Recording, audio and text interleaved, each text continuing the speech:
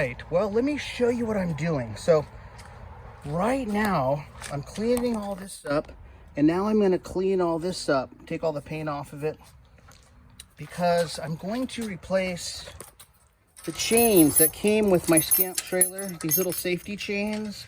Well, see, I don't know where everybody else's chains are, but mine is bolted through here, and I don't really like that, and I'll tell you why. Because these chains, if you just hook them on your car, you know, for safety, that's great. But I'm going to take it a step further. What I did when I owned a big termite control, actually, it was the company itself wasn't big, but we were like really big because we were always busy. But what I did was, on one of my trailers, I used a bigger chain like this, and then you get these things, okay? You get these at a metal supply place. It's for chain. And I could go like this. See that? I could weld this here or wherever I want. But first, I'm going to slip it through my chain like this, okay? Now, I'm going to clean all this metal up real nice so it can get MIG welded or arc welded. And it's going to get welded right here. And now, this chain cannot be easily removed from this, okay? And then what you do on the other side, instead of having these things that just hook in the back of your car or truck, what I do is I get my chain and I put it through that hole, and then when it comes through, I just put a lock on it. And then on the other side, where my safety chain's gonna go through again, like this, I'm gonna put another lock on it, okay? So now my trailer is physically locked to my car, because what I used to worry about when I had my trailer, and it was, you know, I spent thousands of dollars on it. Sometimes I'd go into Home Depot and stuff, and I didn't want to worry that somebody was gonna just, because, you know, there's a lot of crummy people out there, and they will physically just unhook something, hook it to their truck, and just drive off. So now that this is going to be locked to my car, they're going to have to be out there with some pretty good bolt cutters too, because this chain compared to this factory chain is like night and day. So now it's just one more way to keep my trailer safe while traveling, is now it's locked to my vehicle. So anyways, I'm going to start grinding and getting ready to weld that up.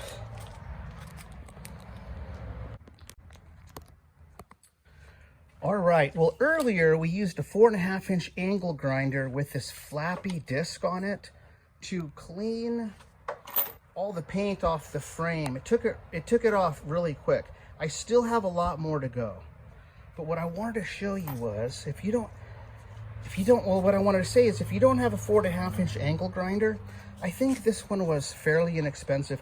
I have one I bought years ago that was more expensive. This was like $40, but they last a long time. You just gotta be careful not to drop them, because this ring will crack and you can't buy parts for these.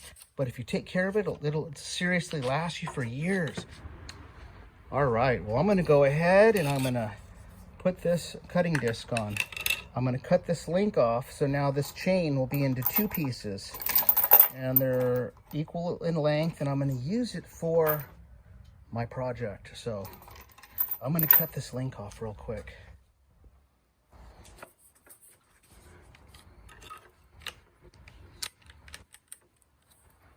Whenever you change a blade on one of these, always unplug it.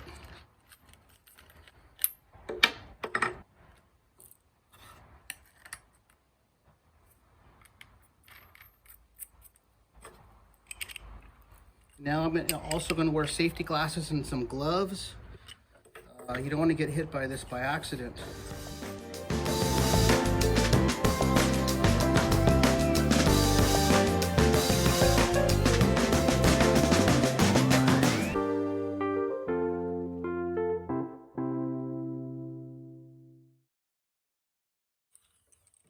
You never want to push this thing hard You want to let the wheel do the work, and you never want to go back and forth because it could go down and catch or come back and kick back.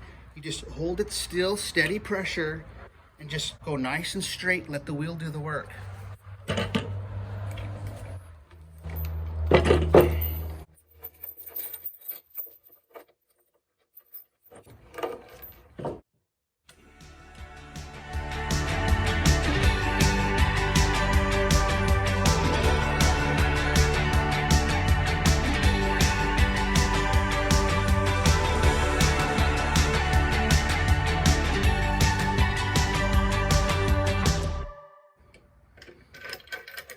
There they are. All right, and this is hot, and we're gonna go throw it in the garbage. Okay, well, we're gonna let it cool off first.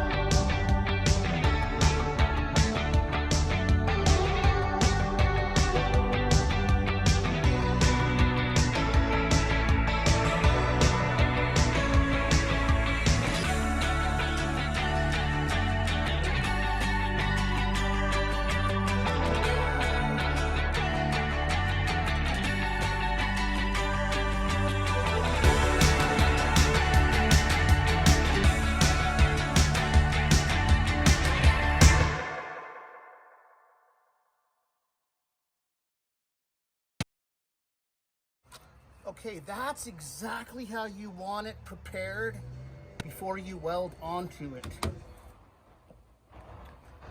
All right, so quick overview.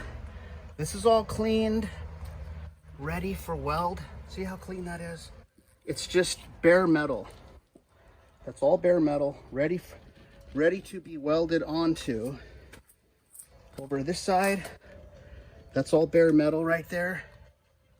And I'm gonna weld the chain probably right on the bottom part of the frame. Hey, all right, I'm gonna call it an evening. I got everything ready to get welded. First thing in the morning at 8 o'clock. I decided that, now I do have a lot of I do have welding equipment, and I can gas weld really well, and oxyacetylene, all that stuff. But my MIG welder is only 110 volt.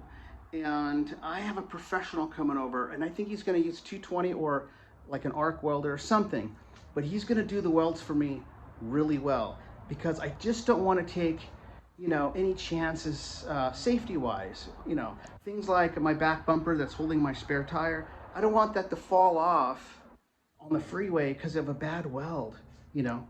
So we just don't want to take those chances.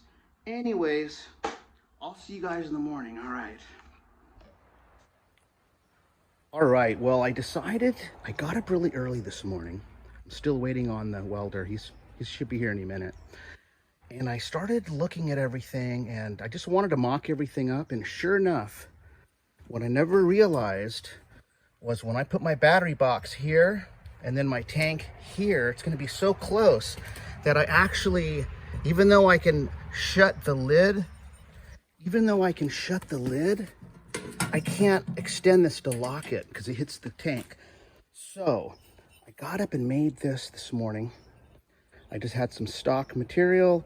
I measured the angle, cut it, cleaned it up so it can get welded, and it's gonna go like this, something like this. And then the battery box, and then the battery box is just gonna sit right on top in the front, and I'm gonna drill some holes and bolt it through, and then I can open and close it and lock it, and there's nothing in the way. So that's the little update. When the welder gets here, then we'll put all this together.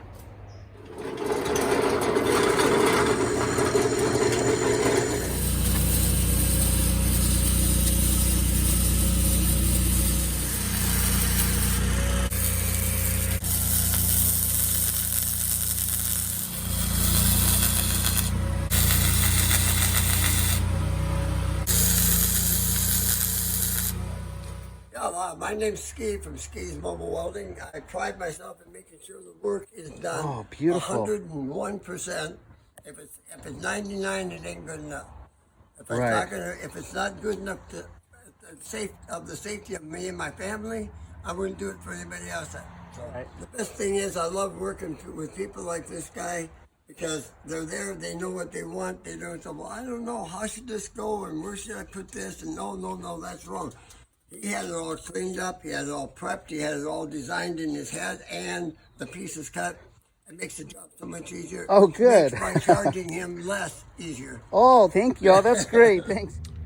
All right. Well, Ski is all finished with the welding. What I'm going to do, I'm going to clean up all the welds and stuff, and I'm going to sand the frame down because I'm going to repaint the whole thing again with Pour 15, and then I'm going to go over that with Pour 15 top coat.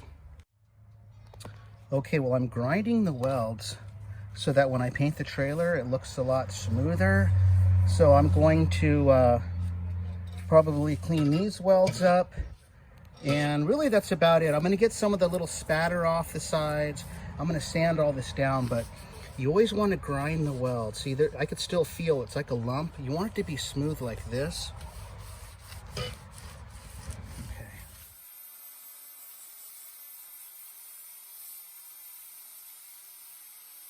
I just noticed for the first time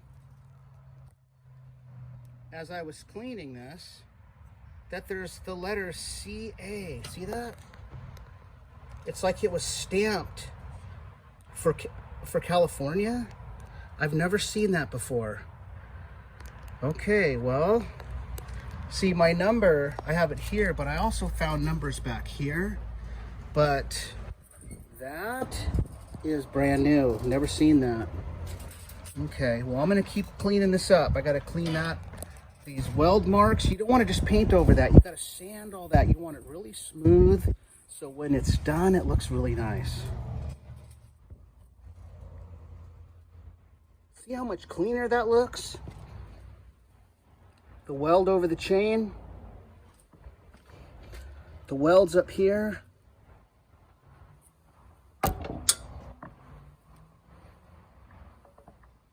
See, when you clean up the welds, then when you paint, it just looks that much better because you don't see a bunch of weird, like, ugly welds just painted black like this. See, that's factory. I mean, it looks okay. I'm not trying to make this like a show vehicle, but I do like things looking clean.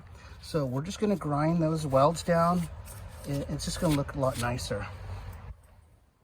Also, I'm gonna finish cleaning this up so I could repaint this whole thing with Pour 15 today. And then when that dries, I'm gonna use my Pour 15 top coat. Okay, well, the one thing that I did with this battery box that I got, I know it's not waterproof, see that? If I'm driving down the highway and rain gets in even just a little bit, what's gonna happen is it's gonna stay in here because this thing is completely seam sealed all the way around. So what I did was I drilled a series of holes, small holes, and then I got my angle grinder in there and I cleaned them up. Now, if rainwater ever gets in there, it'll just come out because once this thing is bolted, it's not going to be easy to remove, and I don't want to keep removing it because it's getting full of water. Plus, it'll rust. It's already getting some humidity rust. So I'm going to go ahead and put the metal etch, it's like a metal prep, on here, clean it really good inside and out, and then I could put my Pour 15 on here, and then when that dries, I could put the Pour 15 top coat over that. So we're going to go ahead and start on that.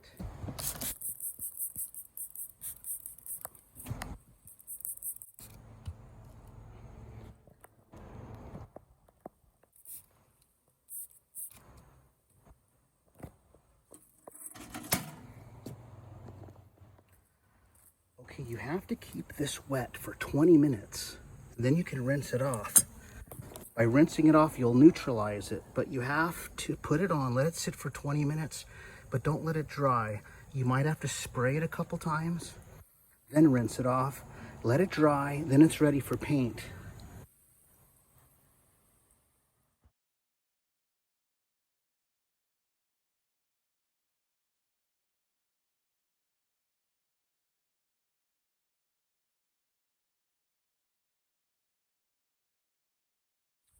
All right, well, we got the new paint on. I just finished it. Now I'm gonna let it dry, and then I'm gonna put the actual top coat on. This is just regular Pour 15. So let me show you what is new that wasn't here a couple hours ago. This bar is new. It matches the factory ones. This wheel has been permanently welded on, and then I ground all the welds down, and it just looks really clean. This bar is new, and then our battery box is going to sit and bolt through that. These chains are welded on, okay? And that's it. So as soon as I get this top coat on, I'm going to put our box on, I'm going to mount it, and then I'm going to make my supports for my propane cylinder. So that's that. Let me show you the box. Sitting here, it's just drying. I painted it. The only thing I did not paint yet is the inside and the bottom. So this is just kind of a first coat, and then I'm going to do the top coat. All right, well, I'm starting to put things where I want them to be. I got my LP brackets. You know, actually, I forgot, because I got those brackets, and they are made to go in these holes right here. See, they line up on both sides, see? So basically, I should have been using this back here all along. So anyways, I'm glad this is in the front now. So I do have to extend my battery terminal now because it's too short. And I'm just gonna work on some of this stuff today. And then I'm going to show you what I'm doing on the back here. But this is gonna be another video because I don't want this to be too long. This is the back. I'm making this right now. See, it bolts on here. It's gonna bolt on, bolt on. Bolt comes through here for the spare tire. And then an actual bumper is gonna go right over this from a 1970 Chevy van. So thanks for watching this episode. And if you have any questions, leave a comment below. Please subscribe. Like the video if you did, and have a great day.